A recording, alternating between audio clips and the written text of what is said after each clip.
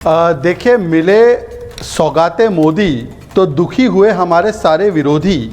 Islamophobia lobby की यही है मजबूरी, भड़काना और बहकाना इनके लिए ज़रूरी। अब एक एक करके बात करते हैं। देखिए, आज वो लोग बात कर रहे हैं जो सौगाते दंगे और सौगाते गरीबी देकर मुसलमानों को अपने हाल पर 70 वर्ष तक छोड़ा था। आज मैं केवल आंकड़ों पर बात करूंगा। हज जाने की व्यवस्था केवल 1 लाख लोगों की थी 2014 में, आज 2 लाख लोगों को है। पहले हज जाने के लिए महिलाओं को महरम की आवश्यकता होती थी, वो आवश्यकता खत्म कर दी गई है। मुस्लिम बच्चियों का ड्रॉप आउट रेट स्कूल से 70% था, मोदी के आने के बाद 30% हुआ। आज नल से जल हो, शौचालय हो, उज्ज्वला सिलेंडर हो, पक्के आवास हो, राशन हो, मोहम्मद को भी मिला, मोहित को भी मिला, सुचारिता को भी मिला, सुल्ताना को भी मिला। एक आपको उदाहरण नहीं मिलेगा भेदभाव का। मैं इससे आगे जाना चाहता हूं। इन्होंने क्या दिया? इन्होंने दिया भिवंडी, इन्होंने दिया मालेगांव, इन्होंने दिया हाशिमपुरा, इन्होंने दिया जलगांव, इन्होंने दिया नेल्ली, इन्होंने दिया अहमदाबाद, इन्होंने दिया मीरठ, मलियाना। हजारों मुसलमान काटे गए। मुजफ्फरनगर दंगे में क्या हुआ था? सैफई में नाच रहे थे नेता और तब हमारे मुसलमान भाइयों को काटा जा रहा था। पर छोड़ देते हैं इस विषय को। आज मैं केवल एक ही चीज पूछना चाहता हूं। मेरे मित्र विवेक श्रीवास्तव है, मुसलमानों के इतने बड़े शुभचिंतक है ना। सबसे ज्यादा अगर मुसलमानों पर अत्याचार हो रहा है, और सारे पैनलिस्ट मानेंगे, वो है जिनजियांग प्रोविंस, जहां पर यूइगर मुस्लिम को मोहम्मद नाम नहीं रखने दिया जाता, कुरान पाक को जलाया जाता है और तोप लगा लगा कर हमारी मस्जिदों को तोड़ा जाता है। अब मैं चाहता हूं विवेक श्रीवास्तव, जो मुस्लिमों के सबसे बड़े हमनवा है, उनसे पूछे कि चाइना के ऊपर एक स्टेटमेंट इन्होंने कभी दिया हो। अब देखिए, ऐसे खुजलाएंगे अपनी फ्रेंच बियर्ड। ये फ्रेंच बियर्ड खुजलाने से कुछ नहीं होगा मौलाना साहब, आप बताइए। मैं आज पूछना चाहता हूं आपको, चलिए वो भी छोड़ देते हैं, मैं आपको दूसरी बात बताता हूं। हम आपको बताते हैं फातिमा बीवी, खालिद अहमद, नसीम बानू, शाह अहमद, राशिद कुरैशी, फराज अहमद मीर, शीन निजाम, ये पता है कौन है? ये सारे पद्मश्री अवार्डीज है। पद्मश्री अवार्डीज हमारे जमाने में। विवेक जी, आप 5 पद्मश्री अवार्डी बता दो मुसलमानों को जो आपने दिए होंगे। 5, मात्र 5 बता दो यूपीए के जमाने से। ठीक है, चलिए इसी से शुरुआत कर लेते हैं। देखिए, क्योंकि एक बड़ी बहस, विवेक जी, एक बड़ी बहस इस पर छिड़ गई, क्योंकि जिस तरह के रिएक्शंस आ रहे हैं विपक्ष से, वो समझ नहीं आ रहा है कि उन्हें ये प्रेम रास नहीं आ रहा है, पच नहीं रहा है, या फिर इससे डर लग रहा है। उन्होंने कहा 5 नाम बता दीजिए, इसी से शुरुआत कर लेते हैं। जल्दी, अब आप 5 नाम पे आ जाइए। ठीक है, कितने चीफ मिनिस्टर बने हैं इस मुल्क के अंदर, राष्ट्रपति बने हैं माइनॉरिटीज के, गिनती है। मंत्री कितने बने हैं, रेल मंत्री कौन कौन रहा है, there is a huge legacy. सबसे बड़ी बात जो होती है, मैं स्वागत करता हूं मोदी सरकार के इस इवेंट का। पहली चीज, it is a very good gesture from the honourable prime minister, और हमें इसका स्वागत ऑपोजिशन वालों को करना भी चाहिए। चाहे ये सिर्फ इलेक्शन के लिए हो, फिर भी उससे फर्क नहीं पड़ता। कम से कम Modi has come a long way. यही शहजाद पूनावाला जो रोज कुरान को, इस्लाम को, 72 हुरों के कॉन्सेप्ट को, हर चीज को कटघरे में खड़ा करते थे, कहते थे साहब मुगल तो आक्रांता थे, मुगलों का तो कोई कंट्रीब्यूशन ही नहीं है, गंगा जमुनी तहजीब होती ही नहीं है। कम से कम ये खड़े होकर के तो ये जो इस्तकबाल कर रहे हैं मुसलमानों का इस मुल्क में, और इक्वल सिटीजन उनको मान रहे हैं, कम से कम मैं इस चीज का स्वागत करता हूं। लेकिन इससे आगे बढ़ने की जरूरत है।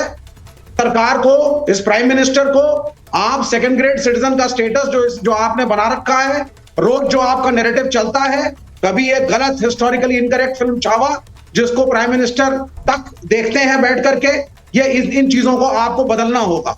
मुगलों का, स्लेव डायनेस्टी का जो कंट्रीब्यूशन है कंट्री में, वो भी आपको मानना पड़ेगा। देश सेक्युलर है, आपको कहना पड़ेगा। और अगर नवरात्रों के साथ साथ रोजे ओवरलैप करते हैं, तो कम से कम नॉन वेजिटेरियन शॉप्स को आपका कैडर बंद ना करवाए, क्योंकि हिंदू समाज में भी बलि का कॉन्सेप्ट है, कामाख्या देवी से लेकर के आगे तक। ठीक है, जवाब देना चाह रहे हैं वो। मैं एक बार पूरा पैनल दिखा दीजिए। विवेक जी, एक बात तो मैं ये बताऊं कि ये मैं नहीं, ये शहजाद अपना जवाब खुद देंगे, लेकिन मुझे नहीं लगता है कि होली बुक पर किसी तरह का कोई टिप्पणी कभी शहजाद ने की है। मुझे नहीं याद है, वो खुद बताएंगे, क्योंकि आप लपेटे में लेते हैं तो फिर सब बोलने लग जाते हैं। मैं वो चाह रही हूं, क्योंकि इन सब चीजों को दूर रखना चाहिए, ये अच्छा भी नहीं लगता है। मुझे नहीं लगता कि किसी भी धार्मिक ग्रंथ पर, शहजाद जवाब दे दीजिए जल्दी से, क्योंकि डायरेक्ट अटैक है। हाँ, नहीं, विवेक जी, जहां पर असलियत में कुरान पाक के साथ बेअदबी हो रही है, अर्थात जिंजियांग प्रोविंस, जिसके बारे में रिपब्लिक नेटवर्क से लेकर देश के हर चैनल ने रिपोर्ट किया है, और यहां पर बैठा कोई भी व्यक्ति हो, मुझे लगता है फराज किदवाई जी भी हो, फैज खान जी भी हो, चितरंजन जी भी हो, कोई नहीं कहेगा कि इस प्रकार की दुर्भावना से कार्यवाही वहां पर चीन नहीं कर रहा है। परंतु विवेक श्रीवास्तव ने एक शब्द नहीं बोला। उन्होंने मुझ पर आरोप लगाया कि मैंने कुरान पाक के बारे में बोला, तो एविडेंस प्रस्तुत कर दे। पर बोला किसने है? रामचरितमानस के बारे में पोटेशियम साइनाइड है, यह आरजेडी ने बोला। रामचरितमानस की प्रतियां फाड़ने का काम समाजवादी ने किया। राम मंदिर को नाच गाना कहना, प्राण प्रतिष्ठा को राहुल गांधी ने किया। हिंदू टेरर, सनातन समाप्त की भाषा इन्होंने कहा कि मठाधीश माफिया समाजवादी पार्टी ने। यह असलियत में उन्होंने इस प्रकार से हिंदू धर्म पर हमला किया है। और देखिए आखिरी बात, विवेक जी आखिरी बात देखिए, हमारे जो आइकॉन है वो मुगल या औरंगजेब नहीं है। हमारे आइकॉन वीर अब्दुल हामिद है, जो 60 टैंकों को डिस्ट्रॉय करने के बाद 8वें टैंक पर कुर्बानी देते हैं, अल्लाह अकबर बोलते हैं, भारत माता की जय बोलते हैं। हमारे आइकॉन रस खान है, हमारे आइकॉन उस्ताद बिस्मिल्लाह खान है, जो मंदिर औरंगजेब ने तोड़े उसके सामने शहनाई बजाने का काम अगर किसी ने किया तो वो उस्ताद बिस्मिल्लाह खान ने किया, जिसको भारत रत्न अटल बिहारी वाजपेयी की सरकार ने दिया। तो ये हमारे आइकॉन है। हाँ। मैंने एक तस्वीर शुरुआत में इसीलिए चलाई थी, चितरंजन जी भी बैठे हुए हैं, चितरंजन जी और फराज जी आपके पास आ रही हूं मैं, क्योंकि एक तस्वीर ये जो तस्वीर इस वक्त स्क्रीन पर चल रही है, सौगाते मोदी की जो किट्स तैयार हुई हैं, दिल्ली से इसकी शुरुआत भी हो गई है, ईद के मौके पर ये बांटी जा रही हैं। मुझे लगता है फैज खान साहब इसके बारे में बेहतर बता पाएंगे। लेकिन जरा ये जो तस्वीरें आ रही हैं, चितरंजन जी अगर मैं आपसे पूछूं, क्योंकि वहां एक इफ्तारी लालू यादव के घर पे भी हो रही थी, उनके आवास पर भी एक इफ्तारी पार्टी थी, लेकिन उसमें कांग्रेस के बड़े नेता नहीं पहुंचे थे। तो ये सब वोट बैंक के लिए ही है ना सर? उनका मुसलमान हमारे पास ना आए, हमारा मुसलमान कहीं और छिटक ना जाए, तो ये तो आपस में सहयोगियों के बीच भी हो रहा है सर। नहीं, फिर बीजेपी पर किस बात का आरोप है? नहीं, सुन लीजिए जी। जब कोई नई चीज होती है तो आश्चर्य होता है। हाँ। आज हंसी आ रही है जिस जंग से जो है मोदी का सौगात की बात आप कर रहे हैं, तो हंसी आ रही है। लग रहा है कि इतना बड़ा मजाक भी हो सकता है, लेकिन इतना बड़ा मजाक अगर कुछ होता है तो बड़ी हंसी आती है। आपने सवाल उठाया इफ्तार पर। हाँ। तो लालू जी के यहाँ इफ्तार भी होता है, होली मिलन भी होता है, छठ पर्व भी होता है, नवरात्रा भी होता है। कोई पहली बार नहीं होता है। कोई यह नहीं है कि यहाँ बिहार विधानसभा का चुनाव है इसलिए पहली बार इफ्तार रखा गया। लालू जी के यहाँ तो जो है शुरू से इफ्तार का आयोजन होते रहा है। 1990 में जब वे मुख्यमंत्री बने उस समय से होते रहा है। उस समय से भी होली मिलन, नवरात्रा, छठ का पूजा तो खुद राबड़ी जी स्वयं करती हैं, लालू जी खुद माथ पर दौरा ले जाते हैं। लेकिन अभी एक दिन से भी ज्यादा नहीं हुआ है। हाँ। अभी तेजस्वी जी गए थे और एक जगह माँ भगवती के दरबार में गए थे पूजा करने, और संयोग से उसी दिन एक जगह इफ्तार पार्टी था। तो जो से इतना हंगामा मचाया था इन लोगों ने कि पता नहीं क्या हमारे जुर्म हो गया। तो जो लोग कुंभ में या फरमान जारी करते हैं, नहीं, वो हंगामा, वो सर हंगामा इसलिए नहीं था कि वो इफ्तारी में चले गए थे, वो हंगामा इसलिए था कि वो तिलक मिटाकर इफ्तारी में गए थे। तो उसकी खबर का कॉन्टेक्स्ट भी दीजिए, क्योंकि उनके साथ जो साथी बाकी गए थे उनके माथे पर तो तिलक था। नहीं, सुजाता जी, एक ही वाक्य बोल रहे हैं। हाँ। यह है कि जो लोग कपड़ा के रंग देखकर राजनीति करते हैं। अरे तो वो अगर वो एक आउटरीच प्रोग्राम चला रहे हैं, मुझे एक बात बताइए। देखिए मैं एक स्पष्ट सवाल पूछ रही हूँ, चितरंजन जी जरा इसे सुन लीजिए, फराज साहब सुन लीजिए, फैज साहब, अभी तक जो लोग कह रहे हैं कि मुसलमानों के वोटों के लिए बीजेपी ऐसा कर रही है, 2014, 2019, 2024, अगर आप लोगों को लगता है कि मुसलमान वोट नहीं करता है बीजेपी को, तो तब भी सरकार बन रही है, तो फिर अभी ऐसे आउटरीच प्रोग्राम की क्या जरूरत है? इसकी जरूरत क्या है? मैं तो ये पूछ रही हूँ। अगर जो सत्ताधारी पार्टी है वो इस कार्यक्रम को चला रही है, तो ये तो अच्छी बात है, इसकी सराहना होनी चाहिए। या फिर कुछ डर लगता है इससे कि भाई कहीं वोट ना खा ले? ऐसा हो सकता है क्या? फैज साहब के पास जा रही हूँ, आ रही हूँ चितरंजन जी। फैज साहब।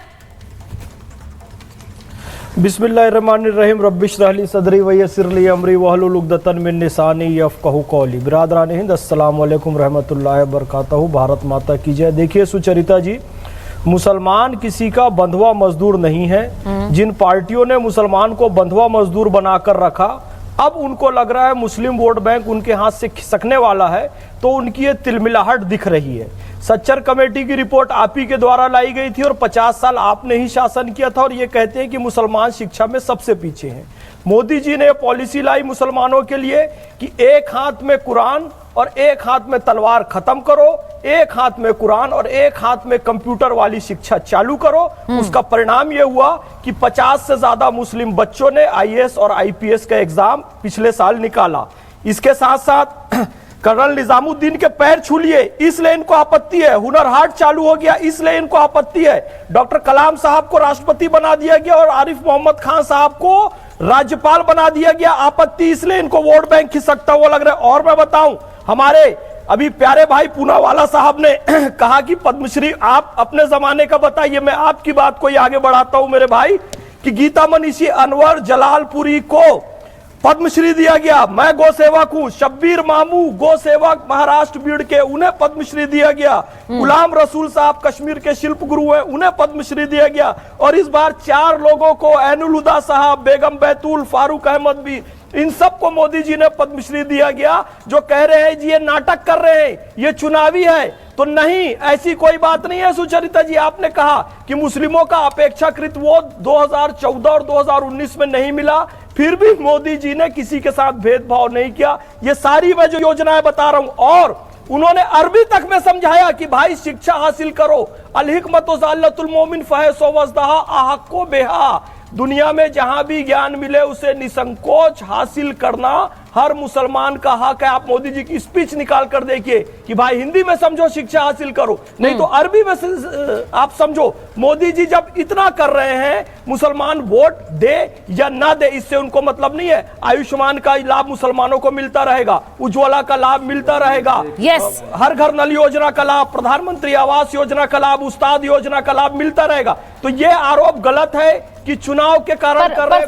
फैज साहब, होता क्या है ना, एक धारणा बन गई है कि बीजेपी को मुसलमान वोट नहीं देता है।